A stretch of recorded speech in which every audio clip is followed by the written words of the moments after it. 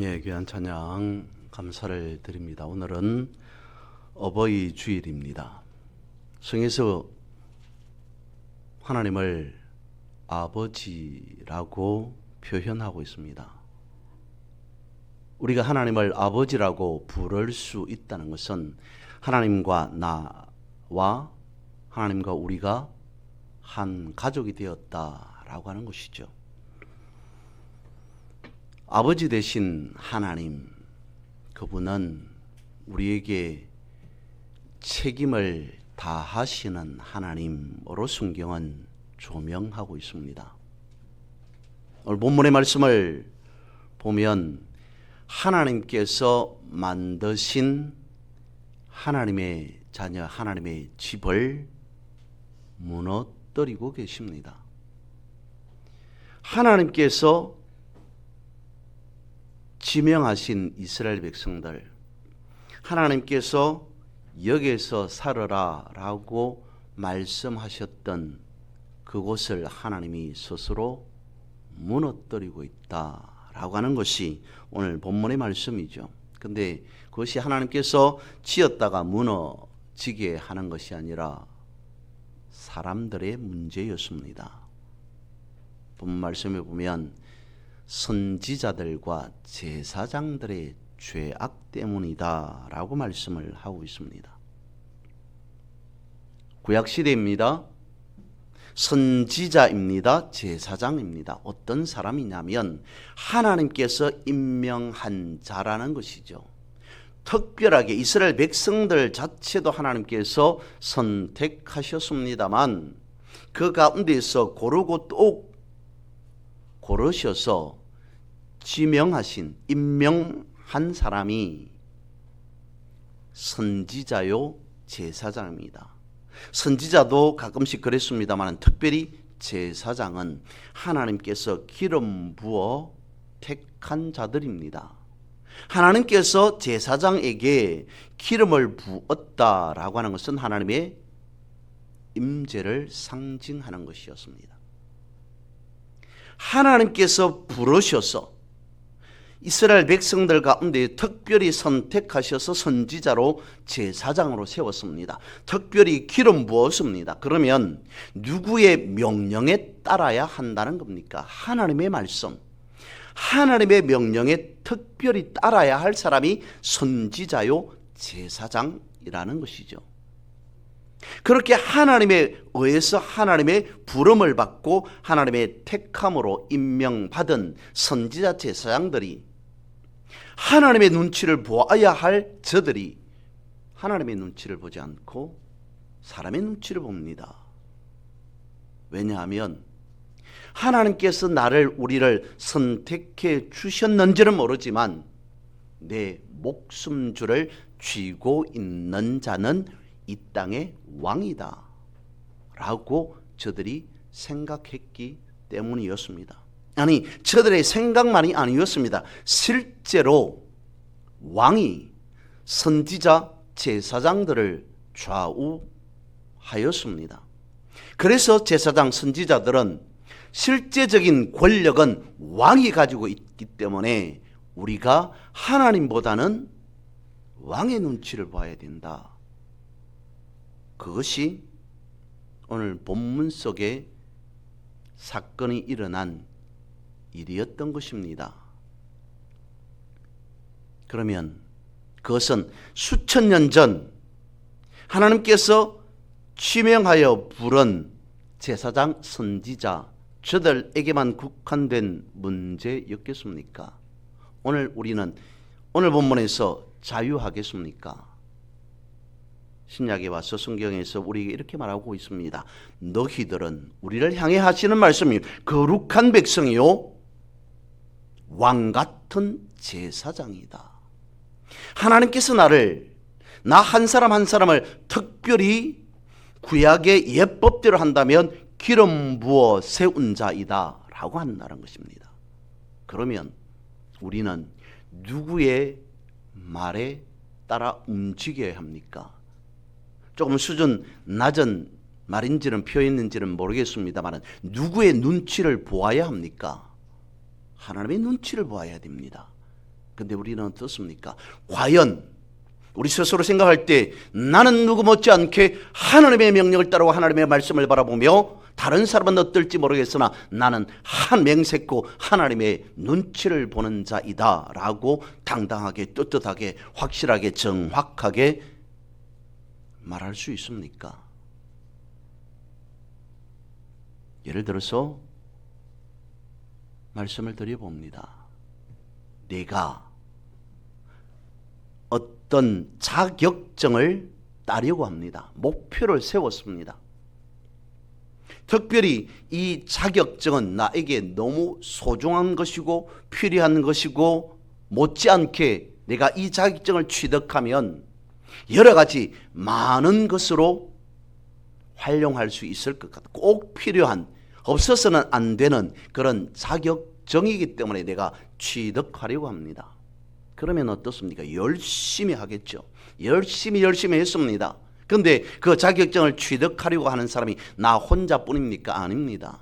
나와 같은 마음을 가진 사람 수십이 있고 수백이 있고 어쩌면 수천이 있을 수 있습니다. 경쟁률이 엄청나겠죠. 좋은 자격증이라면. 따기도 훨씬 더 힘들고 어렵습니다. 못지않게 나도 열심히 했습니다. 시험을 보았습니다. 그런데 합격이 아닌 떨어졌습니다. 불합격이 되었습니다. 다른 사람은 모르겠지만 내가 할 수 있는 최선의 노력을 기울이고 또 기울여서 준비한 시험이었습니다. 그런데 당연히 나는 이 정도 노력했기 때문에 합격할 줄 알았습니다. 그런데 불합격했습니다. 그 자격증을 주관하는 곳에 내가 가서 따집니까? 아닙니다. 따지지 않습니다. 왜 따지지 않을까요? 내가 열심히 했는데, 최선의 노력을 다했는데, 다른 사람은 몰라도 내가 생각할 때 나는 최선의 내 인생 가운데에서 이만큼 최선을 다한 적 없다라고 할 만큼 최선의 노력을 다했는데 왜 불합격이 되었냐고 왜 따지지 않습니까? 당연히 따지지 않아야죠.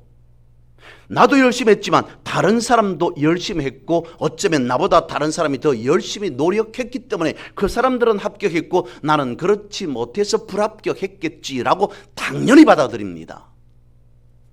똑같은 예를 하나 더 들어봅니다. 내가 대학 입학 시험을 치려고 합니다. 고등학교 3학년 수험생이 되었습니다. 지금까지 그때까지 초등학교, 중학교, 고2 때까지 놀다가 고3 되어서만 열심히 공부한 아닙니다. 우리나라의 현실을 바라볼 때 그렇지 않습니다. 아무튼 고3 대학 입학 시험을 준비합니다. 대충 합니까? 아닙니다. 최선을 다합니다. 피땀 흘려서 노력하듯이 공부합니다. 시험 쳤습니다. 합격했으면 좋겠지만 노력한 만큼 결과 좋지 않습니다. 불합격했습니다. 입학당국에 가서 왜 나 같은 최선의 노력을 다한 사람을 합격시켜 주지 않습니까? 라고 따집니까? 아닙니다. 그렇지 않습니다. 당연히 나보다 더 노력 많이 한 사람이 있기 때문에 합격했겠지, 나는 그 사람들에 못 미쳐서 불합격했겠지 받아들입니다. 그러면 어떻습니까? 자격시험 한번 노력을 해서 당연히 합격할 줄 알았는데 불합격했습니다. 대학 입학시험 합격할 줄 알았는데 불합격했습니다. 따지지도 않습니다. 그 다음에 어떻게 합니까? 붙을 때까지, 통과될 때까지 최선의 노력을 다합니다. 똑같은 잣대로 봅니다. 극단적인, 다시 말씀을 드립니다만 극단적인 예일 수 있습니다. 우리가 하나님 앞에 기도합니다. 기도의 제목이 있습니다. 자격증 시험을 치는 것 이상으로, 대학 수능 시험 치는 것 이상으로 나는 하나님 앞에 내 문제를 가지고 기도했습니다. 하나님 이 문제 해결해 주셔야 됩니다. 하나님 이것 해결해 주시지 않으면 저는 도저히 살아나갈 방법이 없습니다. 기도하고 또 기도했습니다. 당연히 응답될 줄 알았습니다. 그런데 아무리 최선의 노력을 다하고 노력을 다해도 응답이 없습니다. 받아들여야 됨에도 불구하고 우리는 어떻습니까? 하나님 왜 내 기도 응답해 주지 않습니까? 따집니다. 불만을 가집니다. 불평합니다. 원망합니다. 시험에 듭니다. 내 기도 들어주지 않는 하나님 나는 믿지 않겠습니다 합니다. 앞서 자격 시험을 10번이고 20번이고 떨어졌으면 내가 부족해서 떨어졌구나, 더 노력을 많이 해야지 라고 하면서 붙을 때까지, 합격할 때까지 노력함에도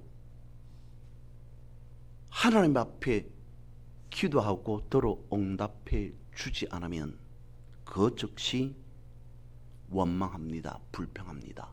왜 합격시켜 주지 않습니까? 왜 내 기도 응답해 주지 않습니까? 라고 말입니다. 왜 그럴까요? 물론 이것은 내 노력이라고 하는 세상적인 일과 하나님 앞에 믿음의 삶을 살아가는 그 노력과는 같은 기준으로 볼 수는 없습니다만, 오늘 본문의 상황을 놓고 보았을 때에 그렇게 생각해 볼 수도 있다는 것입니다. 본문의 말씀 11절을 봅니다. 여호와께서 그의 분을 내시며 그의 맹렬한 진노를 쏟으시며 시온에 불을 지르사 그 터를 사르셨도다. 이스라엘 백성들은 그렇게 생각했습니다. 예루살렘 성이 어떤 성인데, 사실 예루살렘 성은 그런 성이었습니다. 이스라엘보다 훨씬 더 강한 아수르가 공격해 오더라도 그 공격을 막아냈던 성벽이 예루살렘 성이었습니다. 저들은 믿게 되어집니다. 과연 예루살렘 성은 철옹성이구나, 우리를 확실하게 지켜낼 수 있는 방어시설이구나 라고 생각했습니다.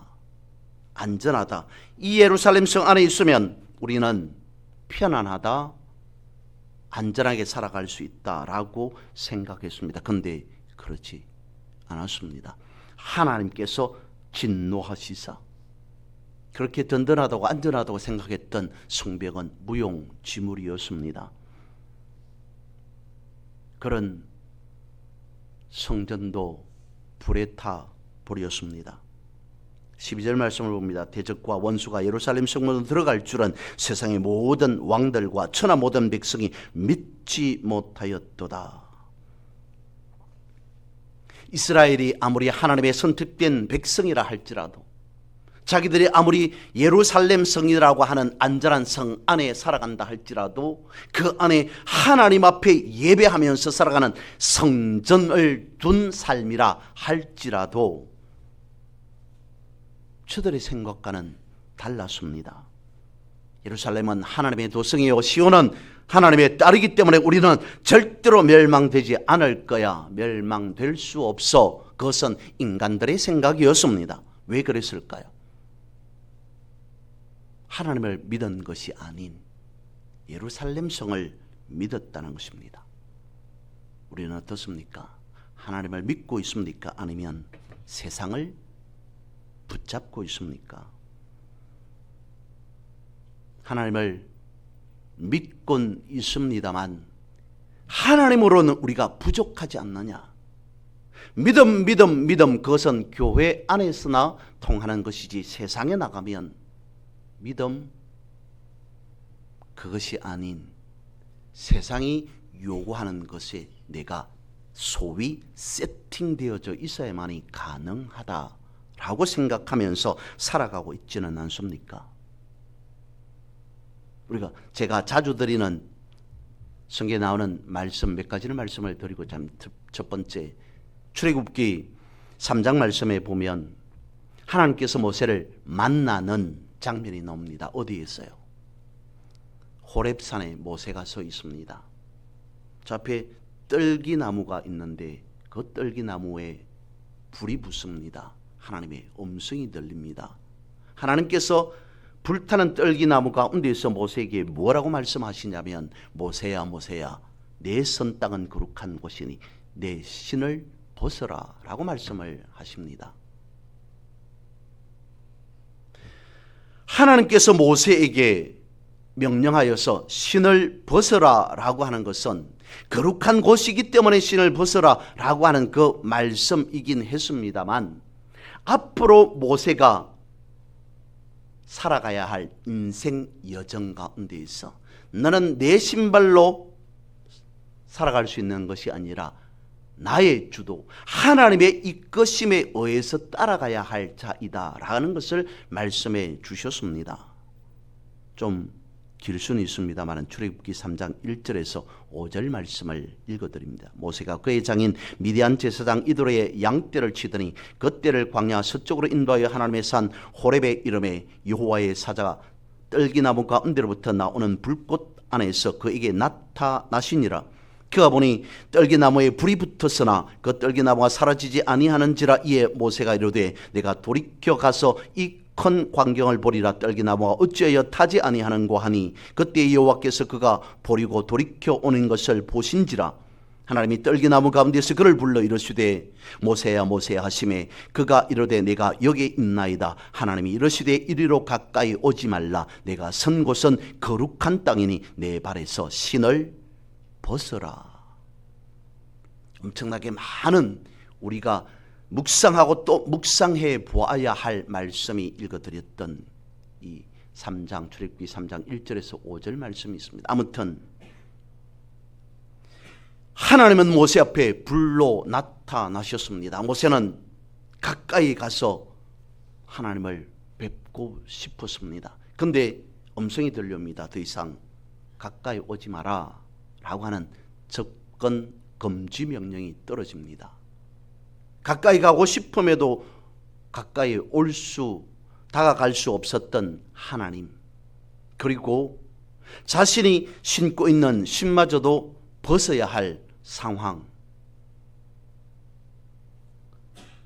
어느 순간 모세 앞에 불꽃으로 나타나셨던 하나님은 그 이후에 하나님의 명령으로 자신이 이끌어갈 이스라엘 백성들이 있었던 광야 한가운데에 그대로 불기둥으로 등장합니다.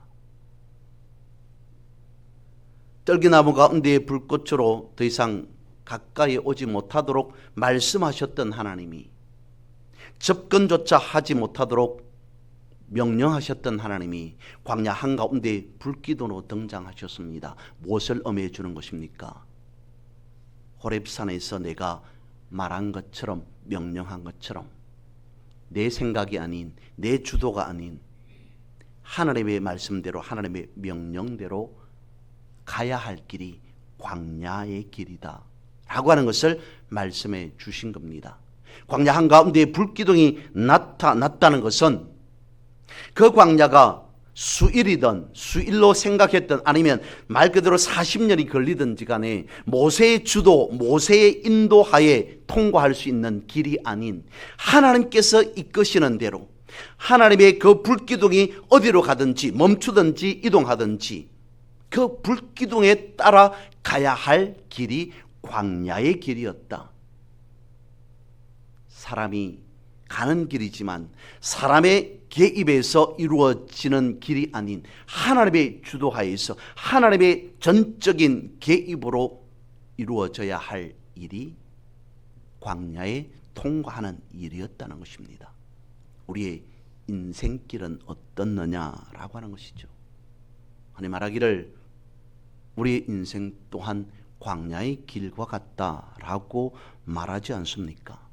그렇다면 인생의 광야길, 누구의 힘으로, 누구의 명령에 따라 움직여야 한다는 것입니까?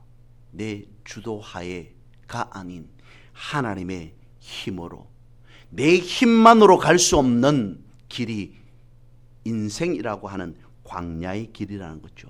오직 하나님의 개입과 인도하심에 맡겨야만이 가능한 여정이라는 것입니다. 창세기 22장에 보면 여호와 이레라고 하는 말이 나오죠. 하나님께서 먼저 말씀하셔서 아브라함에게 아들을 주실 것이다. 그래서 얻은 아들이, 아브라함에게 주어진 아들이 이삭입니다. 아브라함에게 이삭은 전부였습니다. 그런데 하나님께서 어느 순간 내 아들 독자 이삭을 내게 바치라 라고 말합니다. 이럴 수 있습니까? 달라고 하지 않았습니다. 그런데 주신다고 말씀하셨습니다.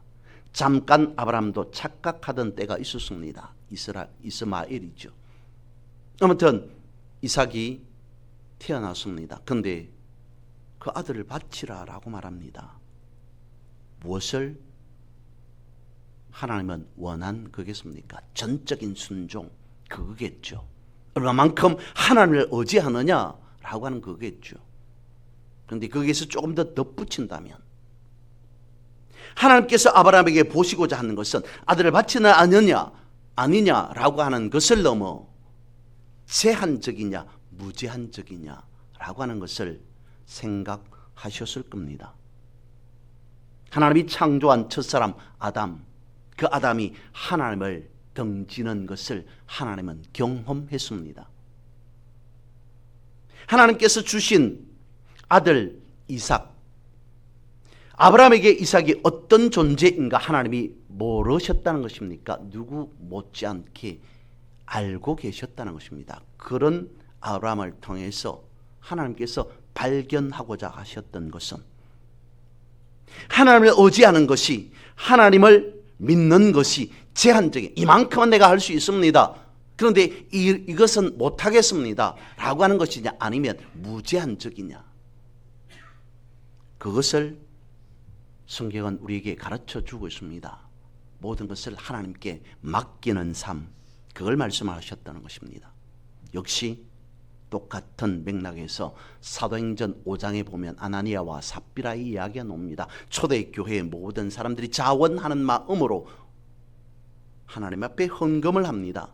아나니아와 삽비라라고 하는 이 부부도 자신의 집을 팔아서, 즉 전 재산을 팔아서 하나님 앞에 헌금합니다. 그런데 생각했습니다.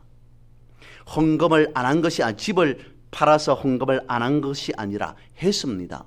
헌금을 하고 난 뒤에, 근데 이 사람들은 죽게 되었습니다. 내 집만큼은 헌금할 수 없습니다. 살아가야 되기 때문에. 집을 판다는 것은 모든 것을 다 내려놓는다는 것입니다. 판다는 것입니다. 그러면 우리는 어찌할꼬 생각했습니다. 그래서 일부 남겼습니다. 그것 때문에 죽게 되었습니다.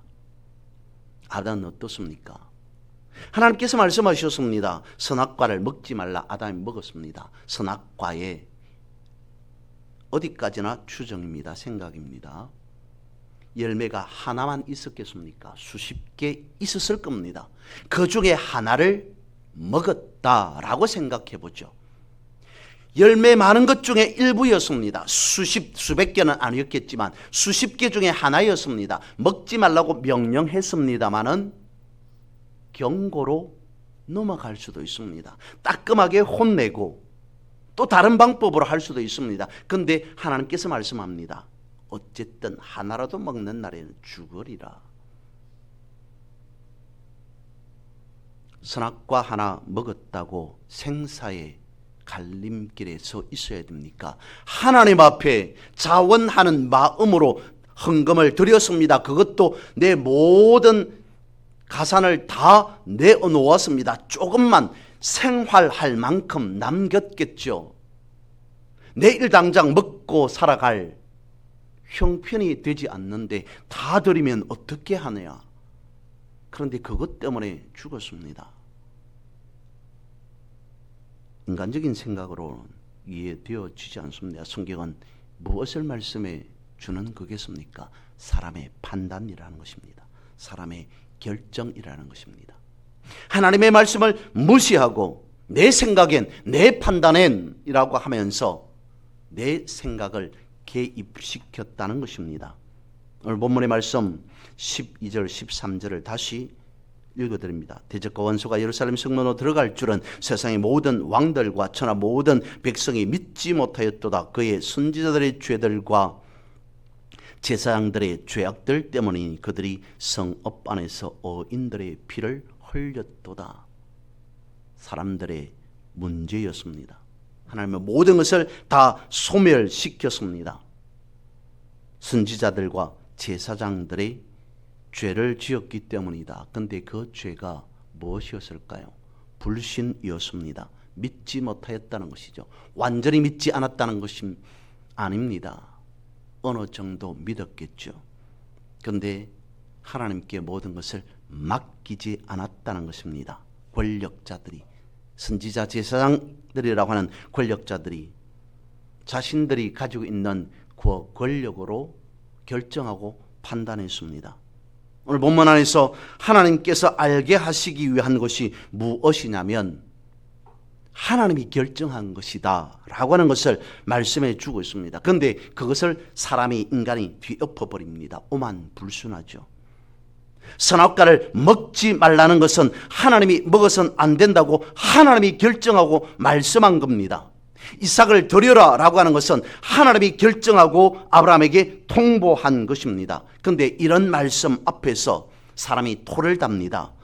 생각해 보고요, 내 생각에는요, 아무리 생각하더라도 아담도 생각했습니다. 선악과를 먹지 말라고 명령하셨지만 그 정도는, 하나 정도는, 한 입 정도는 한 개, 두 개, 한 번, 두 번이 아닌 하나님의 결정에 인간의 생각을 개입시켰더라는 것입니다. 이삭을 드려라. 내가 생각할 때, 아브라함이 생각할 때 드릴 수 없습니다. 내 생각에는 하나님이 틀렸습니다. 어떻게 이삭을 드리라라고 말합니까? 그럴 수 없습니다. 아무리 생각해도 이것은, 아무리 판단해도 이것은 옳은 결정이 아닙니다 라고 했다면 하나님이 이해할 수 없습니다. 하나님 말씀 잘못된 것 같습니다. 내 생각은, 내 판단은, 내 생각이 하나님의 말씀 앞에 들어가는 순간 우리는 모든 것을 잃을 수도 있다는 것입니다. 왜 그렇습니까? 하나님의 말씀보다 내 생각을 앞세우기 때문이라는 것입니다. 그러면 어떻게 한다고요? 오늘 본문이 그것을 말씀해 주고 있습니다. 하나님께서 말씀하셨습니다. 하나님께서 약속하셨습니다. 너희들은 나의 백성이다. 선택된 백성이다. 예루살렘 성은 내가 지켜준다. 그 안에 성전 내가 너희들과 함께 하리라. 약속하신 것입니다. 그런데 하나님께서 말씀한 대로, 약속한 대로 인간들이, 이스라엘 백성들이 살아가지 않습니다. 이렇게 말씀을 하셨는데 하나님 그것은 아니지요 라고 하면서 저렇게 생각하고 판단하고 일합니다. 하나님도 다시 생각하신다는 거죠. 하나님이 말씀하셨음에도 불구하고 그건 아닌 것 같고요, 내 생각에는요, 내 판단에는요 라고 하면 하나님도 다시 생각한다는 겁니다. 하나님도 다시 판단한다는 것입니다. 그것이 오늘 본문의 말씀이라는 것이죠. 하나님이 판단하고 결정한 일입니다. 그런데 사람들이 말을 듣지 않습니다. 사람들이 생각해보고 마음대로 행동합니다. 하나님도 다시 생각하고 소멸하셨다는 것이 오늘 본문의 말씀이라는 것이죠. 하나님의 결정 앞에 인간의 개입이 들어가게 되어진다면 그것은 하나님의 결정을 뒤엎는 일이기 때문에 인간이 예상할 수 없는 일들이 일어나게 되어진다는 것을 말씀하고 있습니다. 하나님께서 약속하셨습니다. 그런데 그 약속 하나님이 깨뜨리시는 것이 아니라 인간 스스로 약속을 저버렸습니다. 하나님은 어쩔 수 없는 선택을 하게 되어집니다. 약속을, 축복을 받지 않겠다고 발부둥 치는 인간 군상을 보면서 어쩌면 하나님은 대성통곡하셨을 겁니다. 그것을 잘 아는 사도 바울은 빌립보서에서 이렇게 말합니다. 그러나 무엇이든지 내게 유익하던 것을 내가 그리스도를 위하여 다 해로 여길 뿐더러, 그는 바울이 되기 전에 누구 못지않게 교회를 핍박하던 자였습니다. 앞장서서 교회를 박해하던 자가 사울이었습니다. 바울 되기 전에 사울이었습니다. 그것을 나타내 주는 표현이 있습니다. 빌립보서 3장 5절에서 6절에 히브리인 중에 히브리인이요 율법으로는 바리새인이요 열심으로는 교회를 핍박하고 율법에 오르는 흠이 없는 자로다. 예전에는 그랬다는 거죠. 왜 그랬을까요? 몰랐기 때문에. 그런데 예수 그리스도를 만났습니다. 그리고 난 뒤에 그는 깨달았습니다. 엄청난 기적을 경험하고 예전에 했던 그 모든 것들이 말도 되지 않는 죄악이었음을 발견하였습니다.